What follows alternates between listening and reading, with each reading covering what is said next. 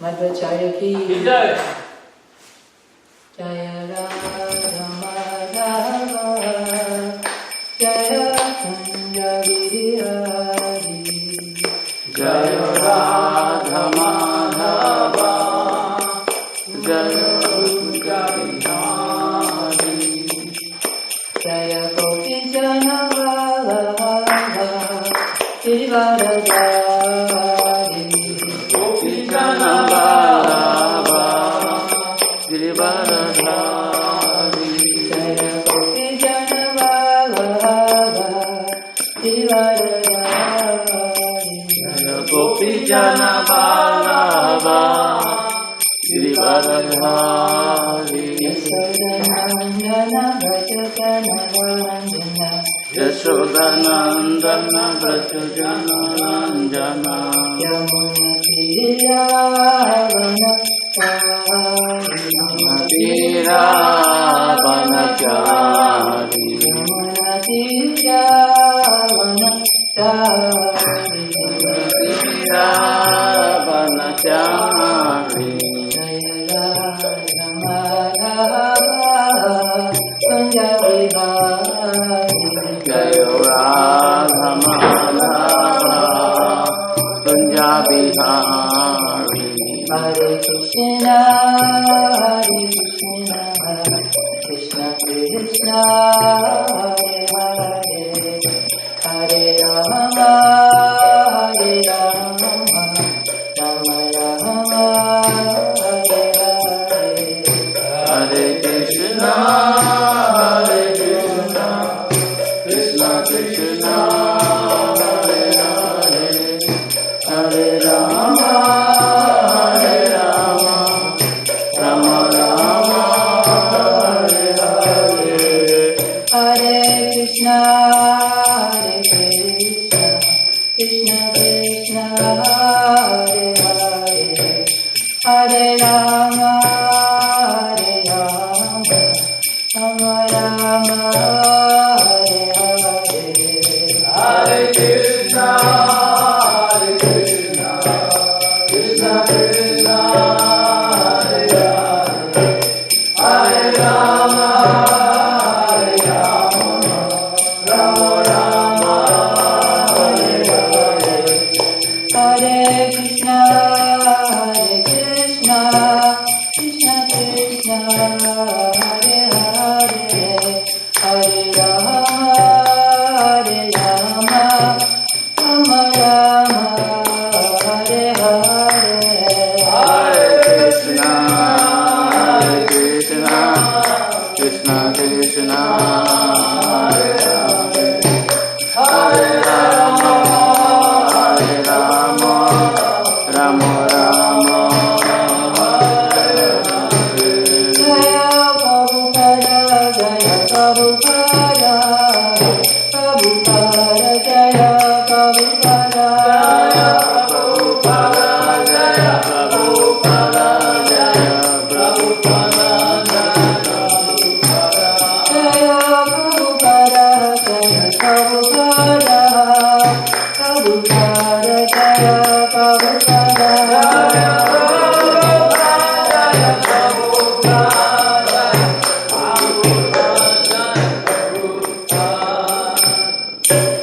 Srila Prabhupada ki Om Gyanakavandasyan Gyanam Shalakaya Chakshusumilitam Yena Tasmai Shri Gurave Namaha.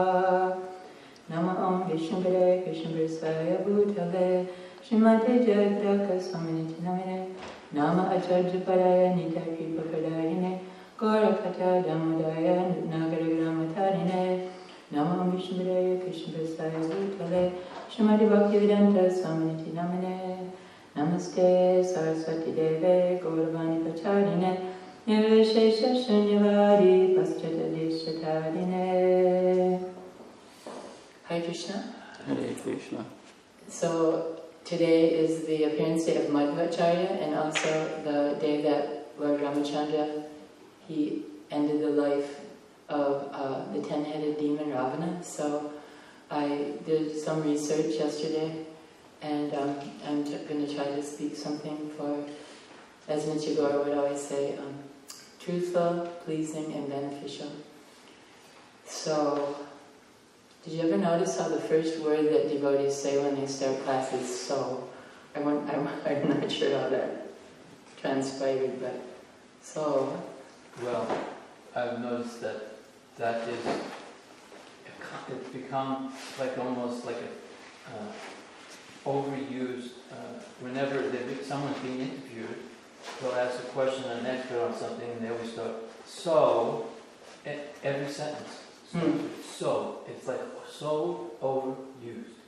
I don't know why. Maybe we should try to come up with something else. Yeah, something else. Maybe, like just now I was thinking, if you say so, maybe it refers back to everything that we've heard from Prabhupada. So, with this in mind, I'm going to try to speak something, but I don't know, that's just my complete speculation. Somehow or other. Somehow or other. That's the one that you're going to use. Okay.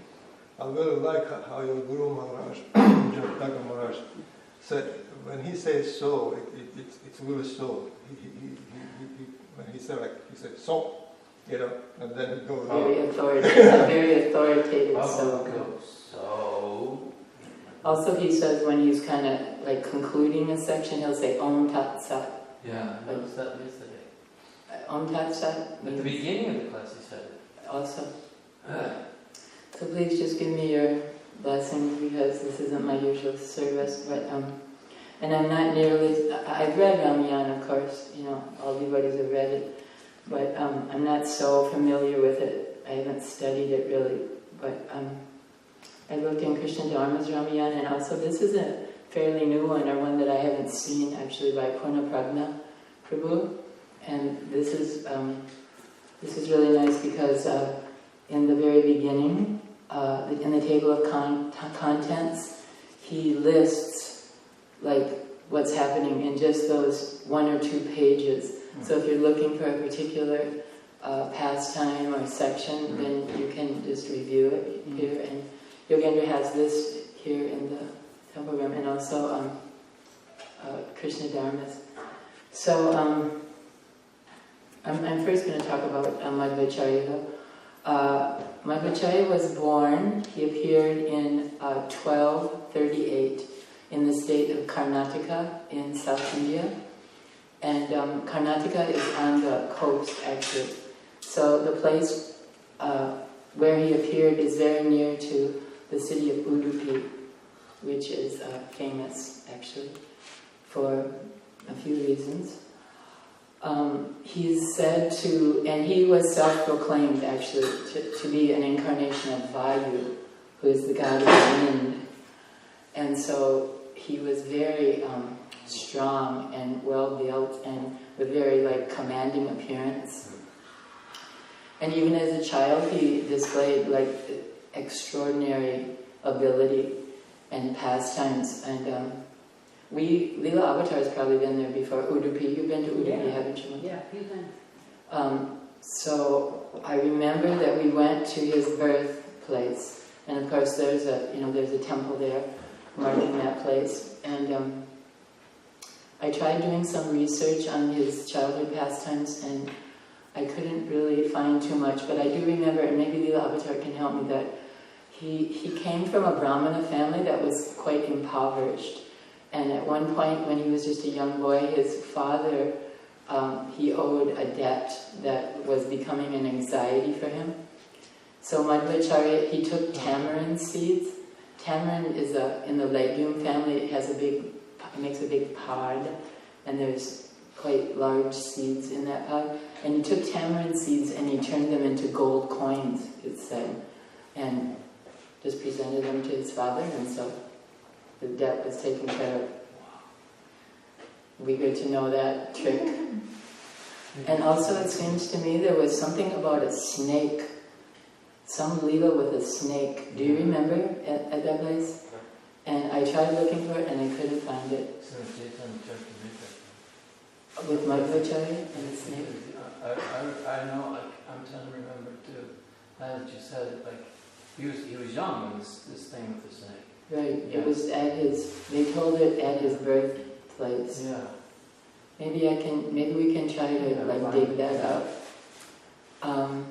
then he actually took initiation when he was just 5 years old, which, is another indication of his exalted character.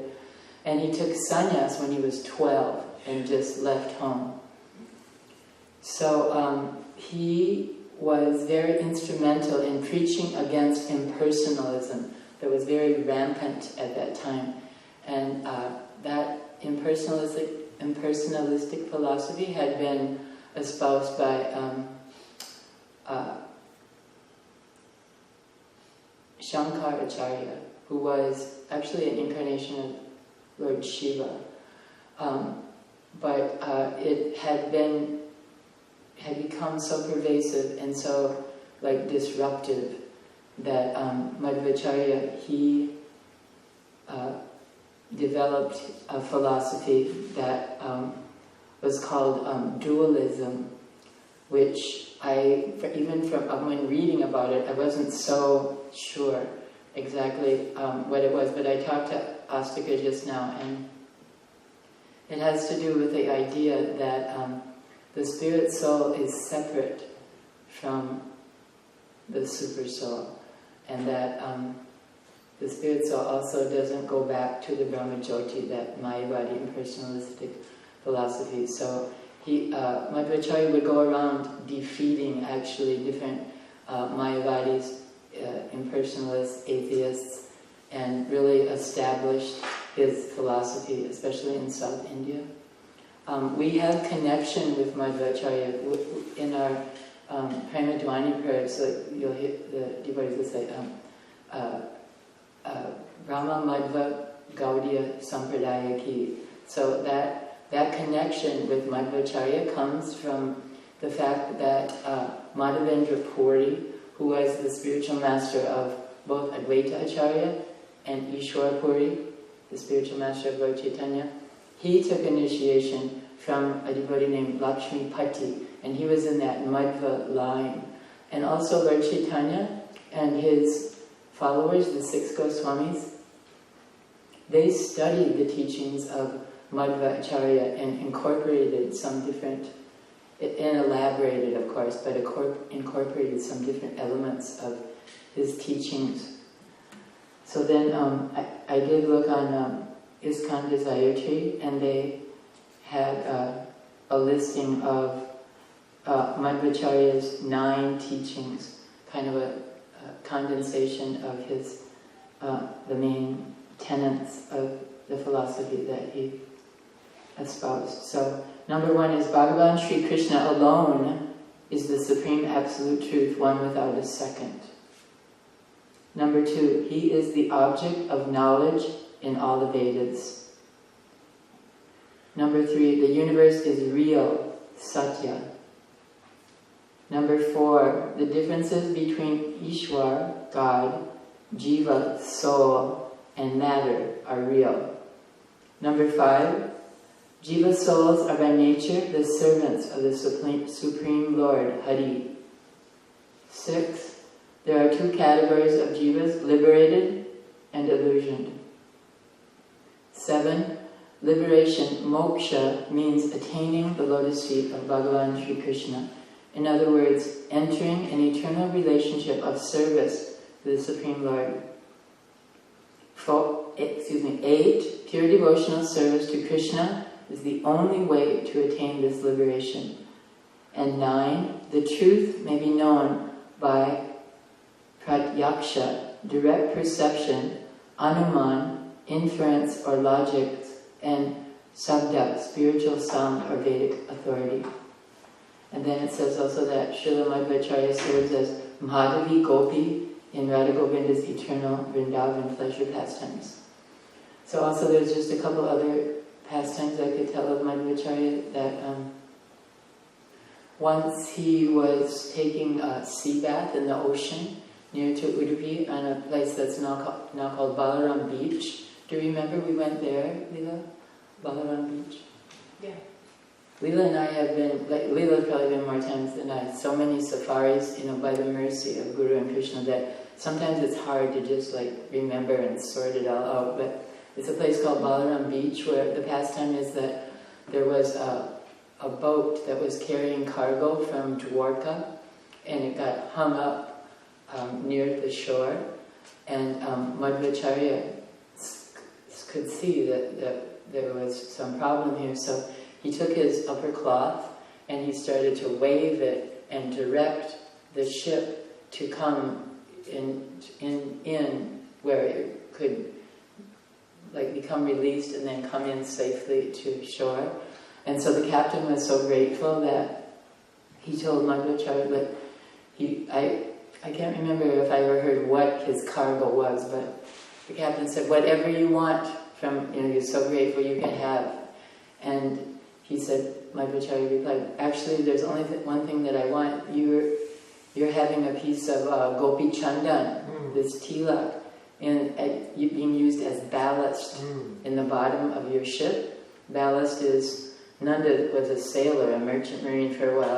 It's put there in the bottom of the ship to maintain equilibrium, that weight. And so there was a gigantic chunk of gopi chandan there. He said, that's what I want. So when they were carrying it off the ship, they dropped it, and inside was a beautiful deity of Balagopal, who is now Udupi Krishna. And so then Madhvacharya's disciples were there as well, and so like 30 of these disciples then tried to carry the deity, and they couldn't budge the deity. So, but as soon as Madhvacharya came and picked him up in an embrace, then Udupi Krishna went with him. So then he established a temple for that deity in Udupi, and we were there, and it's quite unique, that place.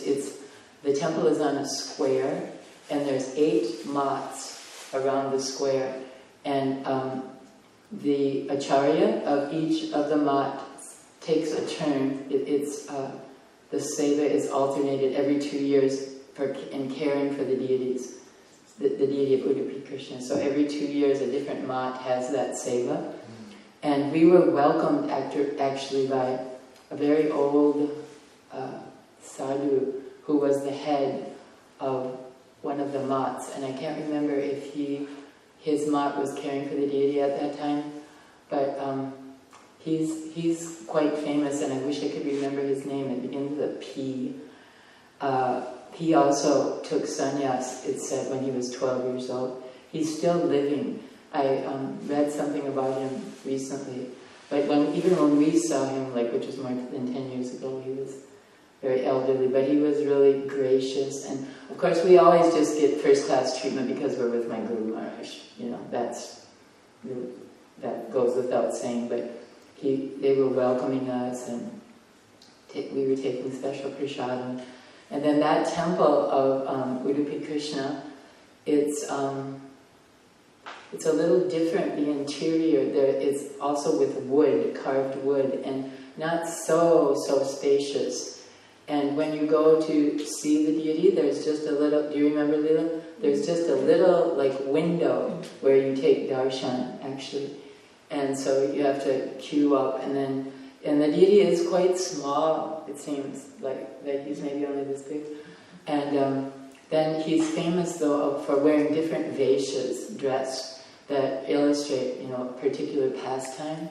And that dress is changed then, every day. And the standard in that temple is extremely paka.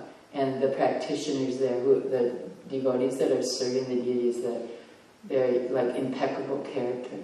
So I remember my Guru Maharaj asked the acharya there, you've been maintaining this deity for 800 years, do you have any tips for us, that we haven't been doing our seva for so long? And he said, it's very important to chant the holy name and try to understand that we are servants of the Supreme Lord. And so, Guru Maharaj asked for his blessings, told him that is very integral, the most integral part of our philosophy, and so he was also giving blessings. So then there's just one other pastime with that deity that hundreds of years ago, the deity was established 800 years ago, but a few hundred years ago, there was a very devout bhakta that wasn't allowed to come and take darshan of the deity because of his caste. He was a very low caste. And so he would sit outside the temple behind the deity and sing all day and into the night very heartfelt bhajans in praise of Udupi Krishna. So one morning the pujaris, they came and the deity had actually turned around, and it said that there was a crack in the wall so that that devotee that had been serenading Udupi Krishna could take his darshan. So always the deities, when they're installed, they're facing east, but Udupi Krishna faces west because he turned around to give darshan to his dear devotee. And since that time, you know, logically enough, like anybody can come and take darshan there of Udupi Krishna, anybody. So, can you think of anything else, Leela, from that place? Teacher's really nice. I was with you, you forgot? I know you were with me when we went to Rajmundry. That must have been the same trip. I know Mother Maharani was with me because we could not eat the prasadam for a while because first it was so hot that the Russian devotees were whining and complaining that it was too hot for them. And so then instead of just moderating the hot, then wherever we went, then it was no hot. And so then Mother Maharani said, I can't eat this. And I also can't eat this. So Mother Maharani, whenever she needed to, she'd go to the sabji market and get a pocket full of green chilies. And so we'd have green chilies to eat with our prasadam because it wasn't hot enough. But Udupi Krishna, the prasad was way too hot. Way too hot. Was that what you were going to say? Yeah, You no, remember? actually, I was there all this time, we were saying all that stuff, I remember. I'm just as a question, is Udupi Krishna made out of chandan? What is it? No. No, he was inside. Yeah, there's a, I should show, there's a picture in this book. What is this material made out of? It looks like maybe black marble. Is it, Prabhu? Have you been there also? No, Not marble for sure, it looks like brass. Now I'm really thinking. I'm not sure. It's very small too. Yeah, he's not big, but 12 inch. Maybe have a small hole. I can't find. This is a book written by my god sister Teja Garangi Devidasi, and she's also like a safari veteran, and she wrote about 1, 2, 3, 4 different safaris that we went to, and so I was reading some of the things she had to say about Udupi Krishna. I can't find it right now. It's on page 337. 337.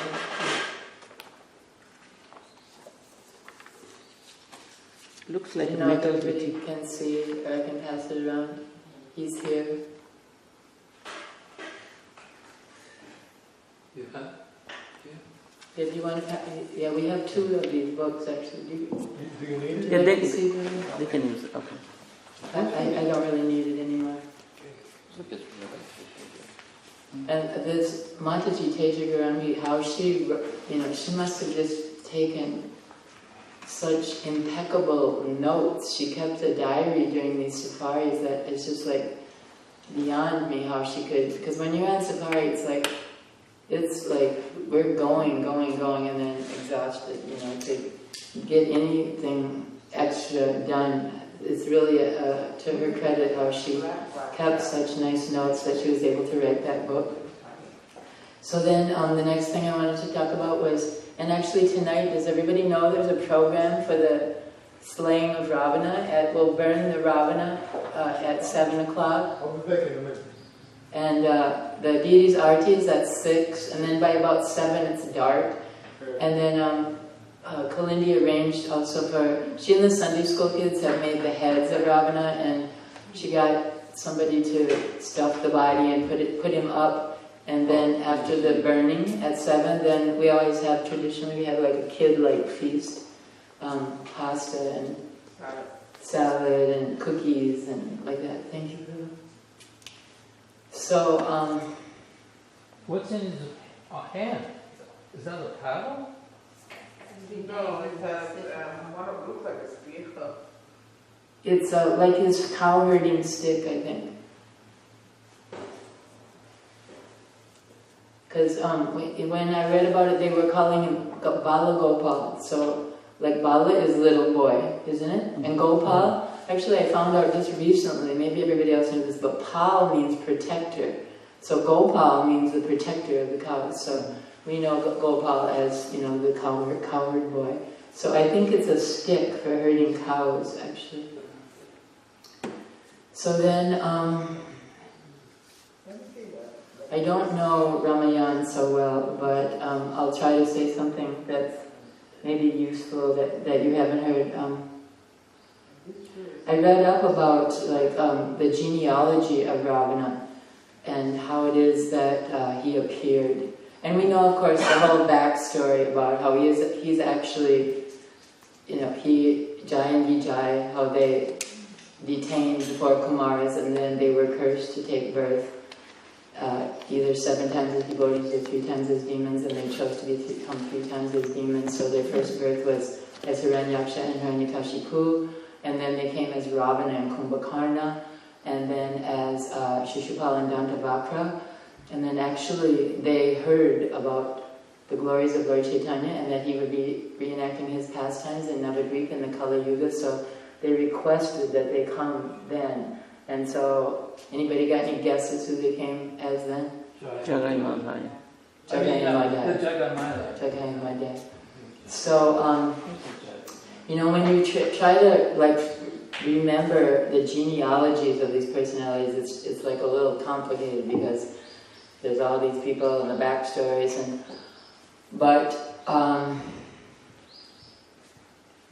just try to make it really simple.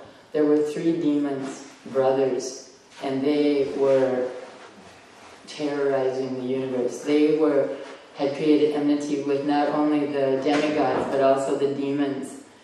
And one of those brothers, I could look up the name, but I guess you'll probably just forget right away anyways, like I did. But one of those brothers saw this.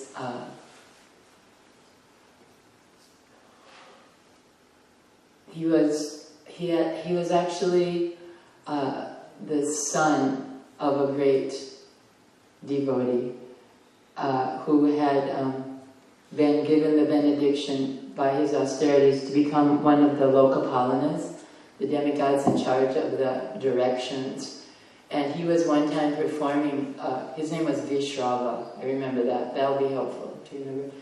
He was performing a yajna, and one of these 3 brother demons saw him and thought he was actually looking for a husband for his daughter. And he saw Vishrava and he thought, oh, this person he could see, he is very powerful. His position was very commanding, and then he's performing some ritual, this would be a good candidate for my daughter's husband. So this demon sent his daughter to Vishrava while he was performing the sacrifice. And she was a little tactful in her approach. She was shy, and how you'll read about how making designs with her toe in the sand, but it was obvious that she was approaching him wanting to become his wife. And so when he questioned her, she said, well, you're a great sage. You by your meditation, you go into meditation and you will be able to understand everything. So he did. He could understand that her desire was, it seemed like it was pretty obvious, but her desire was to have children by him. So he said he would grant her wish, but because she approached him at an inauspicious time, it's a little bit like Kashyapa Muni and Diti. Because you approached me at an inauspicious time, you'll give birth to 4 demoniac children. And then she's the daughter of a demon, but evidently that was too much for her, so she's like, oh no, but I don't want demoniac children. So then, you know how it is, once somebody gives a curse, then they relent a little bit, they mitigate it. So he said, all right, your blessing will be that the last child will be a great devotee, a great devout person. So this, I can't remember her name, this daughter of the demon, she gave birth to, her first son had 10 heads, 20 arms, every mouth was roaring, and you probably have a pretty good idea who that was. Ravana. Her second child was a gigantic, ferocious demon who was Kumbhakarna. The third child was a hideous daughter who was Surpanaka. And the last child, the great devotee of the Lord, of course, Vibhishan. So that's how they all came to be.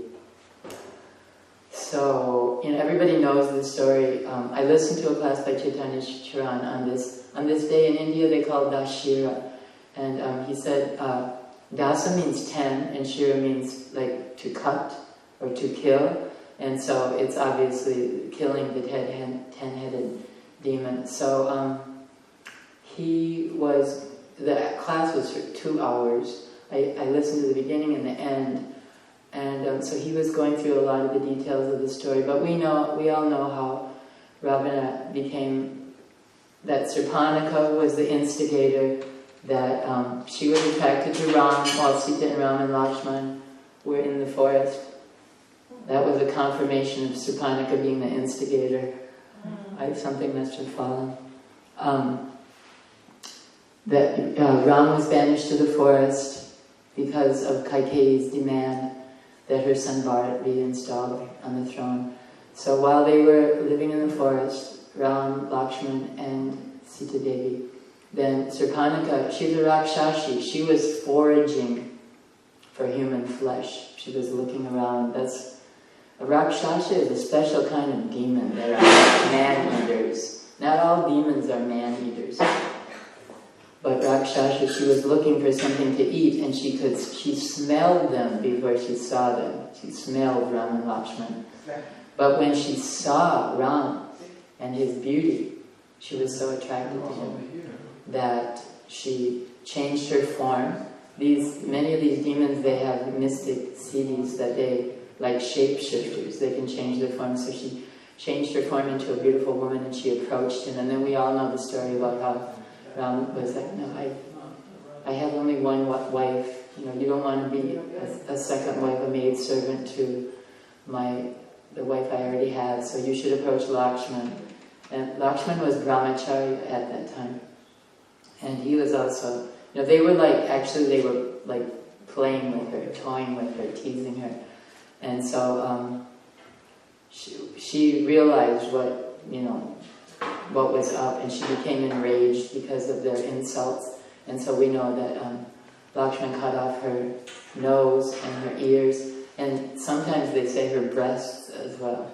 So she went enraged, of course, naturally so, to her brother Ravana, and he wasn't so keen on taking Ram on initially because he had heard of Ram's prowess from a relative of his named Maricha, and Maricha had discouraged him from getting in, agitating Ram because Ram was so powerful.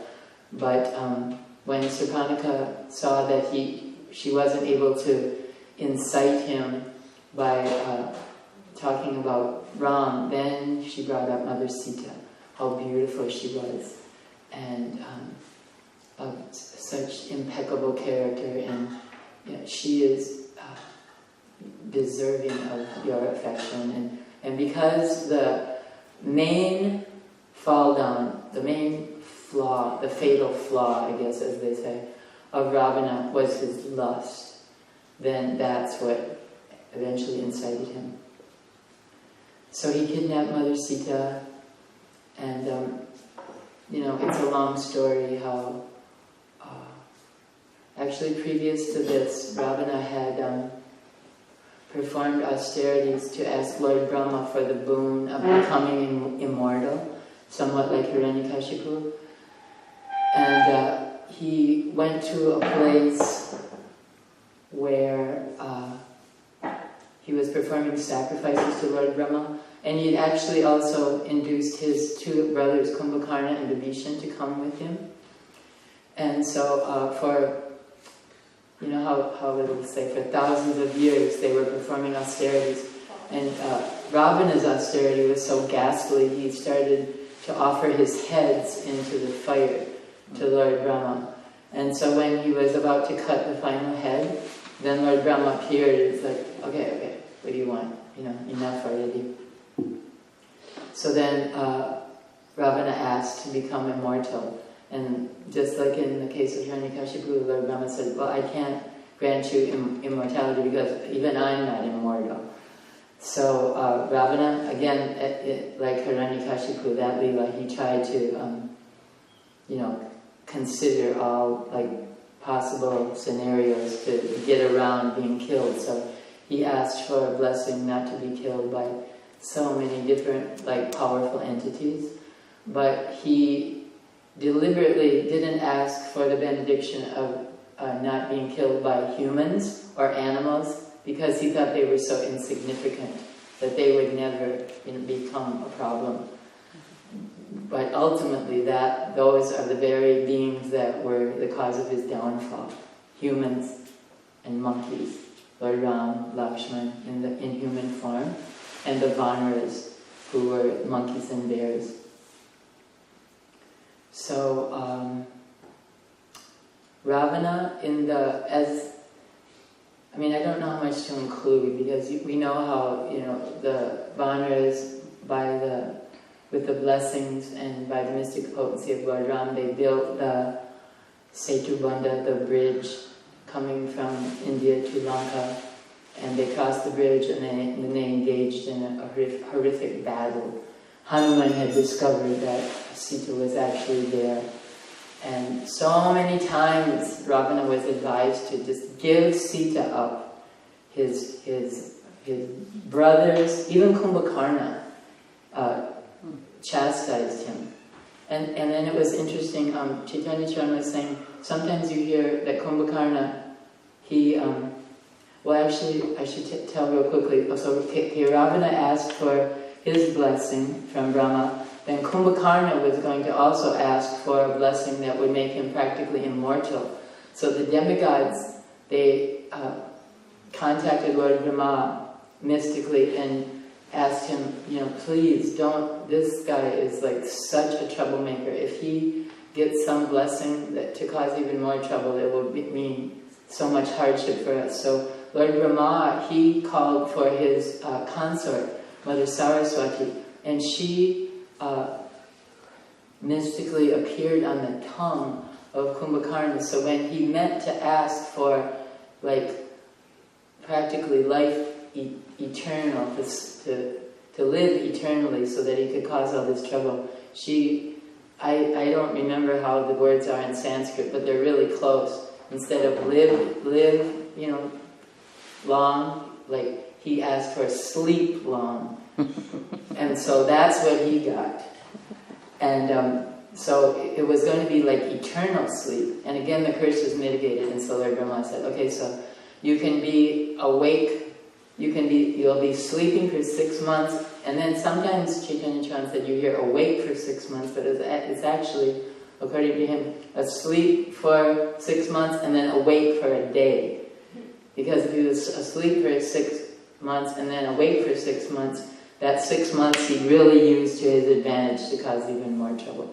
So that was the benediction that he got. And then Vibhishan asked for just to always be truthful, devoted, and all good qualities like that. So that was his benediction, the good brother. So all these people, Vibhishan we know, to give back Sita, even Kumbhakarna, his ministers, even Mandodari, the wife of Ravana, she was lamenting, how is it that I haven't satisfied you, that you're coveting this Mother Sita. She was also advising him, but because his lust was just so predominant that he wouldn't listen to any kind of good advice. So he actually fought with Ram 4 times, and the last time is what we're commemorating today. But in one of the confrontations with Lord Ram, he had this amazing chariot that he would go into battle with.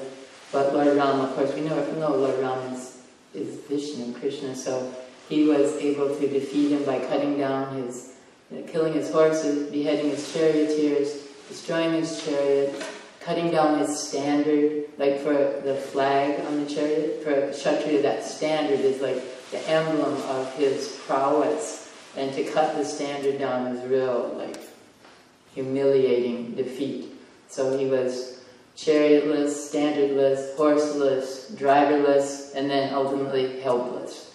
So Lord Ram said, there's no glory in defeating an enemy in your position. You just go home and rest up, and then you come back tomorrow and we'll engage like that. So, that was even more humiliating. That was like the icing on the cake.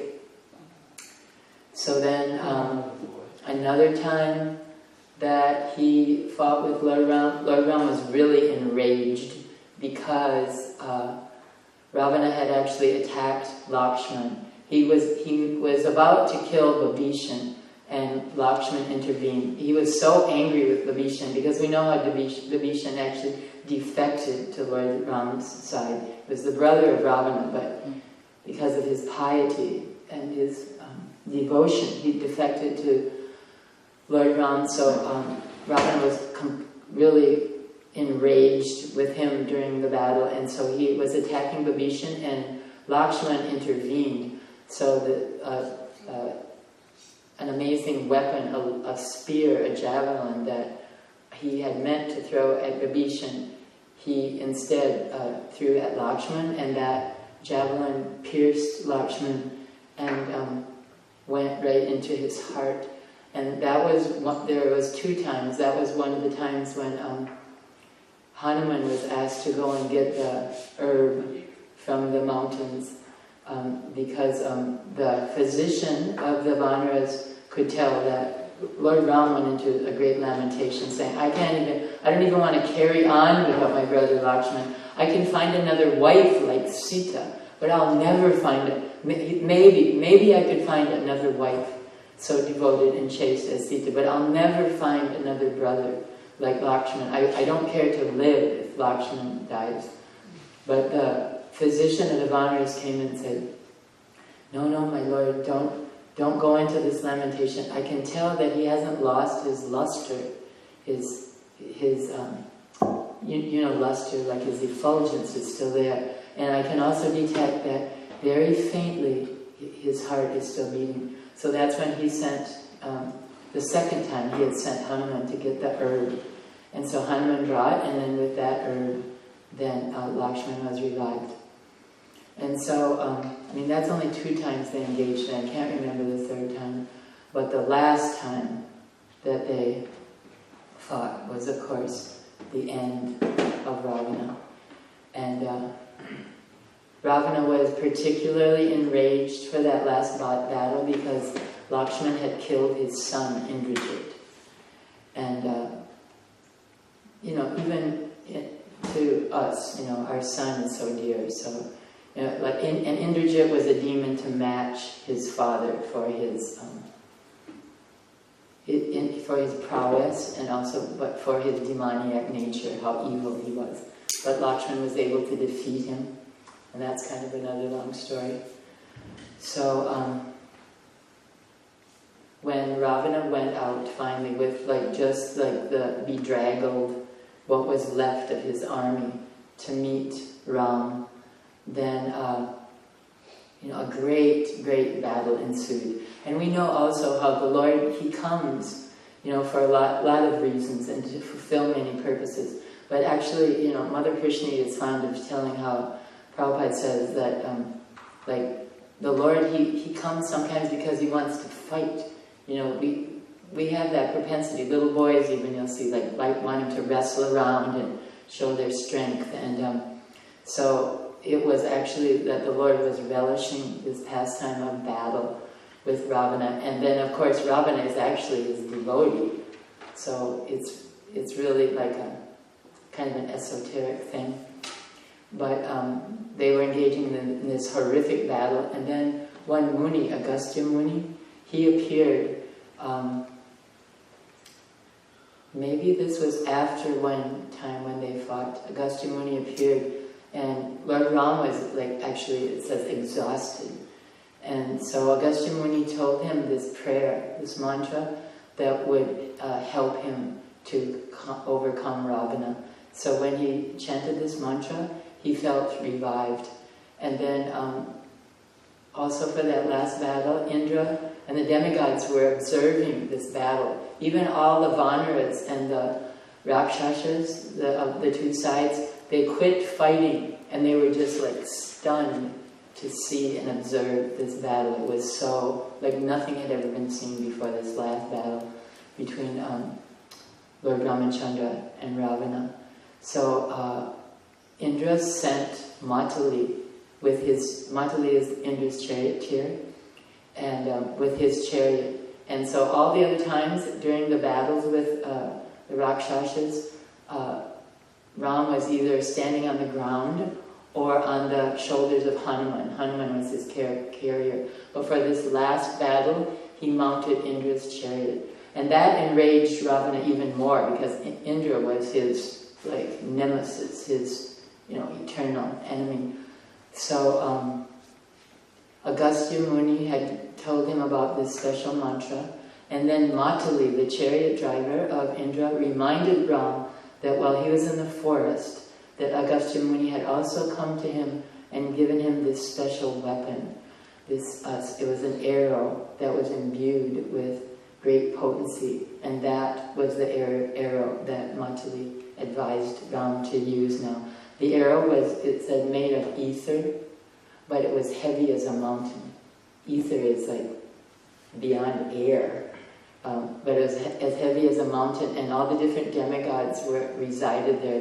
Vayu was the shaft, Agni was the feathers, Indra I can't remember, I won't swear to it, was the tip of the arrow. And so Ram took that arrow and imbued it with this special prayer that Agastya had given him. And when he, also Surya was present there somehow.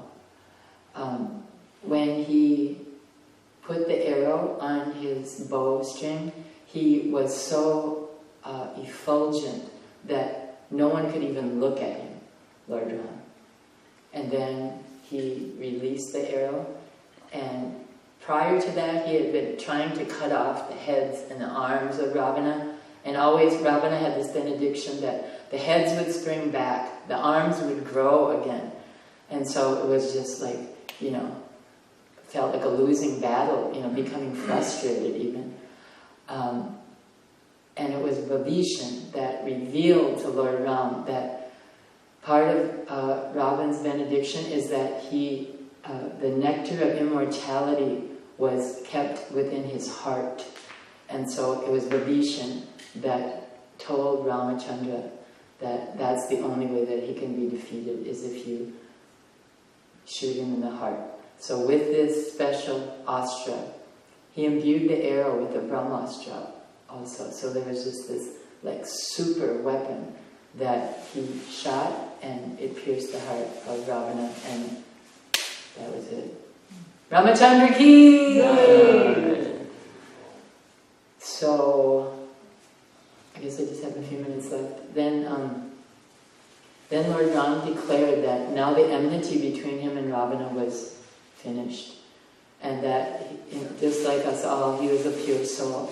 So he asked Vibhishan to perform the last rites for Ravana, and Vibhishan was reluctant because he had affection for his brother, and when he saw his brother's dead body, Vibhishan broke down in tears. Because, he had tried so hard to give him good advice and he had affection for him. But when Lord Ram asked him to perform the funeral rites, he was hesitant because he expressed his doubts, like, this person was so offensive to you and so filled with lust and anger and greed, and I just feel like I can't do this. But Lord Ramachandra, he asked him, this is my